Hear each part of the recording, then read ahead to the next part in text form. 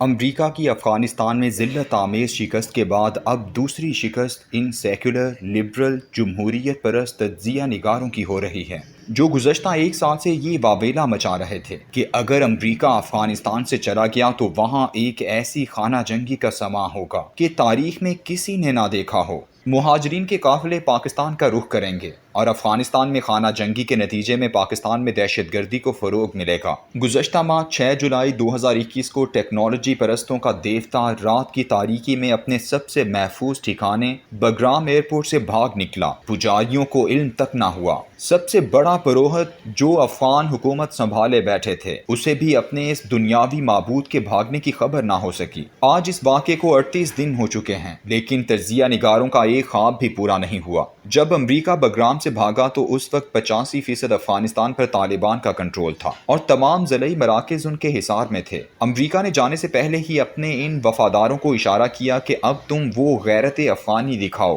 جس کا ہمیں گزشتہ 2 سالوں سے طعنہ دے رہے تھے کہ اگر آپ چھوڑ بھی جاؤ تو ہم لڑتے رہیں گے۔ امریکی صدر جو بائیڈن نے بگرام ایئرپورٹ سے رخصتی کے اگلے دن کہا کہ 3.5 لاکھ افغان سیکیورٹی افواج کو دنیا کی بہترین ٹریننگ میسر کی گئی، انہیں دنیا کے جدید ترین اسلحے سے لیس کیا گیا اور ان کے پاس عالمی دفاعی نظام براستہ سیٹلائٹ رہنمائی میسر ہے۔ اب وہ جانیں اور طالبان جانیں، امریکیوں کو معلوم تھا کہ ان دودھ پینے والے مجنوؤں اور بھاڑے کے ٹٹوؤں کی مبلغ اوقات کیا ہے۔ اس لیے 29 فروری 2021 کو امریکہ اور طالبان کے درمیان معاہدے کے بعد امریکہ نے انہیں میدان میں اتار کر کھلی چھٹی دے دی۔ 1 سال 5 ماہ امریکہ اور نیٹو کی تیار کردہ اس افغان فوج کو ملا، لیکن پسپائی، ہتھیار ڈالنے کی ذلت و رسوائی اور سب سے بڑھ کر یہ کہ بددیانتی اور کرپشن کے الزامات کا ایسا عالم کہ امریکہ سے ملنے والا 50% اسلحہ طالبان کو بیچ دیا گیا۔ اس 1.5 سالہ لڑائی کی کوکھ سے یہ حقیقت برآمد ہوئی کہ آج 95% افغانستان پر طالبان کا قبضہ ہے۔ وہ تمام قانونی راستے جو ایران، تاجکستان، ازبکستان، ترکمانستان، چین اور ایران کو جاتے ہیں، جہاں سے سامان تجارت درآمد و برآمد ہوتا ہے اور انسانوں کی آمد و رفت بھی کنٹرول ہوتی ہے، اس پر طالبان کا پرچم لہرا رہا ہے۔ صوبائی اور ضلعی ہیڈ کوارٹرز محصور ہیں جنہیں طالبان ایک ایک کر کے فتح کرتے جا رہے ہیں۔ اس 1.5 سال کی فتح میں طالبان کے خلاف نہ عوام نے کسی قسم کے ہتھیار اٹھائے اور نہ ہی وہ احتجاج کی صورت سڑکوں پر نکلے۔ اس کے برعکس عالم یہ رہا کہ طالبان روزانہ افغان سیکیورٹی فورسز کے ان ارکان کی لسٹ جاری کرتے رہے جو افغان حکومت چھوڑ کر ان کے ساتھ ہتھیار ڈال کر شامل ہو رہے تھے۔ اس مایوسی اور ناکامی کے عالم میں امریکی 6 جولائی کو بگرام سے نکلے اور دوسرے بڑے حمایتی بھارت کا آخری ٹھکانہ مزار شریف 11 اگست کو خالی ہو گیا۔ امریکہ اور بھارت کے بعد اب جو رسوائی ان تجزیہ نگاروں اور دانشوروں کا مقدر ہو رہی ہے وہ بھی دیدنی ہے۔ یہ گزشتہ 2 ماہ سے ایڑیاں اچکا کر تورخم اور سپن بولدک کے بارڈر کی طرف دیکھ رہے ہیں کہ وہاں سے افغان مہاجرین کا ریلا آئے گا، طالبان کے ظلم و ستم کی کہانیاں بیان کرے گا، پاکستان کی حکومت انہیں بارڈر پر روکے گی، ایک تماشا لگے گا۔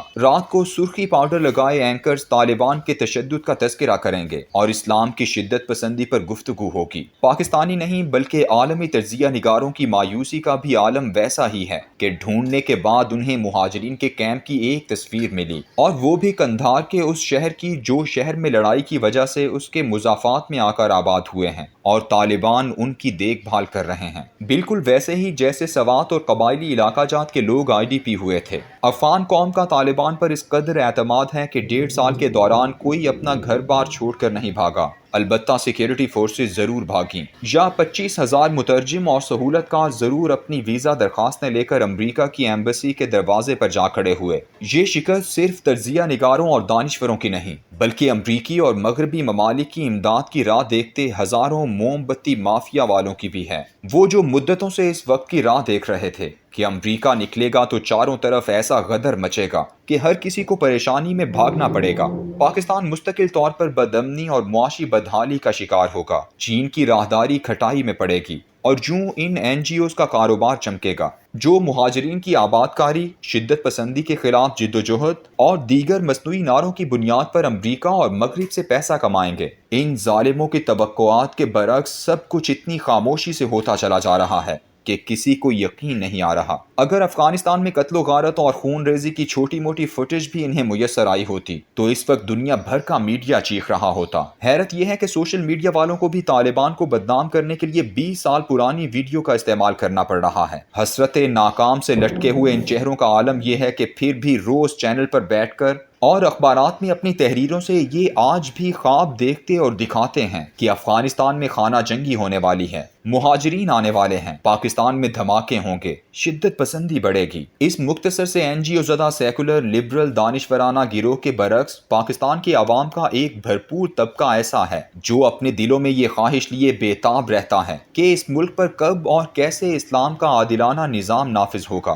دلوں میں اس خواہش کی آبیاری قیام پاکستان کی تحریک کے دور سے چلی آ رہی ہے۔ یہ وہ مذہبی فیکٹر ہے جو گزشتہ 70 سالوں میں بار بار مایوس ہوا ہے، کبھی مذہبی سیاسی جماعتوں کے ہاتھوں اور کبھی مین سٹریم جمہوری پارٹیوں کے اسلامی تشخص کے فریب سے۔ اس طبقے کے اندر دینی غیرت و حمیت کسی پارٹی ڈسپلن کی محتاج نہیں ہے، یہ کسی قسم کی مصلحت کا قائل بھی نہیں ہوتا۔ اس کا مظاہرہ گزشتہ دنوں بہت شدت سے ہوا جب ایک چھوٹے سے معاملے میں نواز شریف پر جوتا اچھالا گیا، احسن اقبال پر فائر اور خواجہ آصف پر سیاہی پھینکی گئی۔ اس طبقے کو علامہ خادم حسین رضوی نے ایک نعرے کے ساتھ منظم کیا تھا کہ رسول اللہ صلی اللہ علیہ وآلہ وسلم کے دین کو تخت پر لانا ہے۔ ان کی 90% تقاریر اسی نعرے کے گرد گھومتی تھیں۔ شاید اسی نعرے کا خوف تھا کہ اس سیاسی پارٹی پر اتنی عجلت پر پابندی لگائی گئی۔ آج اگر کوئی بغور دیکھے تو اس پارٹی میں دیگر مسالک کے بے شمار لوگ بھی شامل ہو چکے ہیں۔ تحریک لبیک کے علاوہ ایک طبقہ وہ بھی ہے جو گزشتہ 20 سالوں سے کبھی طالبان کی حمایت، کبھی مجاہدین کے ساتھ، کبھی القاعدہ سے تعلق کے نام پر مار کھائے جا رہا ہے۔ ان میں سے بہت سے گوانتانامو سے بگرام تک جیلیں بھی بھگت چکے ہیں۔ 11 ستمبر کے بعد ان میں ایک نئی روح داخل ہوئی تھی، لیکن پاکستان میں ان کے گروہوں میں بھارتی دخل اندازی اور دیگر عوامل نے اسے توڑ کر رکھ دیا۔